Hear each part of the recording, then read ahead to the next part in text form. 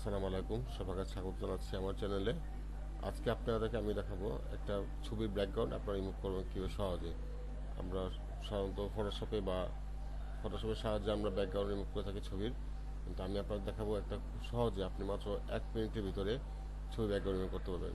তো সর্বপ্রথমে আমরা চলে যাবো গুগলে গিয়ে আমরা এখানে লিখবো হচ্ছে remove background, REMOVE, remove background. এখানে চলে এসেছে।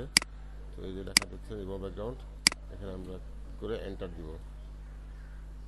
এন্টার দেওয়ার পরে এখানে দেখতে পাচ্ছেন প্রথমে চলে আসছে একটা remove background from image for free, একটা লেখা দেখতে পাচ্ছেন। সেখানে আমরা ক্লিক করব, বা নিচে দেখতে পাচ্ছেন আপলোড ইমেজ অপশন, এখানে আমরা ক্লিক করব।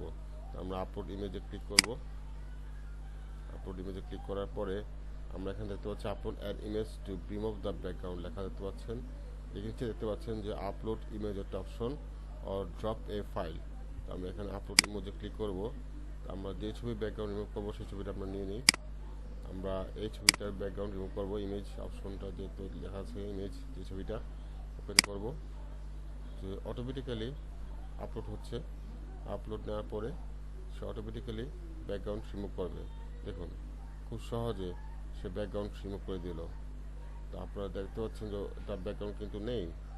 সো এখানে পাশে দেখতে পাচ্ছেন download option, preview image 132x165 এই সাইজে, অথবা হচ্ছে download from HD full image not available দেখাচ্ছে।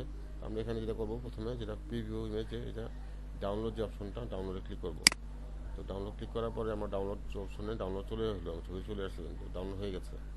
তো আমি ডাউনলোডের ছবিটা ক্লিক করে দেখি ডাউনলোডে যে আমরা ছবিটা যে করলাম সেই ছবিটার ব্যাকগ্রাউন্ড রিমুভ হলো কিনা।